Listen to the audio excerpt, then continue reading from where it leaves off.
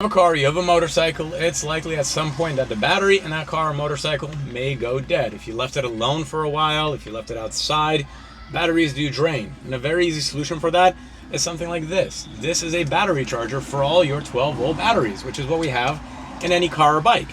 Very easy to use. This goes in your outlet at home. This guy, I just love how small it is. Because I used to have one, a Black & Decker one, that was so much larger. But just for a comparison, it is significantly smaller than even my phone.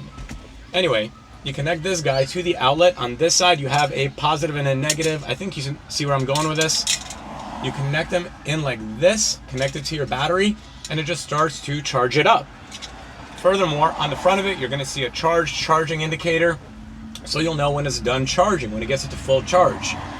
Now, if you're not using it to charge a battery when it went dead, and let's say you have a garage where you're going to be keeping your bike or your car, because sometimes we just have cars or bikes that we don't drive year round, but when you do want to drive them, you want to make sure that your battery is ready to crank up. There you can attach this guy. This guy, what makes him different is it is a trickle charger.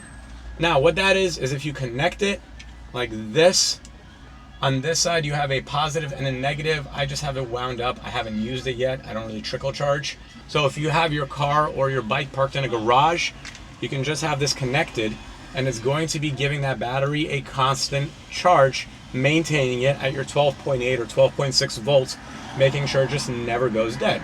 Call it trickle charger, which is a great thing to have if you have the accessibility for it. I don't have a garage, so I haven't quite been able to capitalize on that.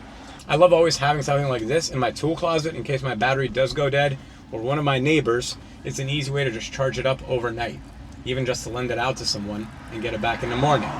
Hopefully you found this helpful. Stay handy.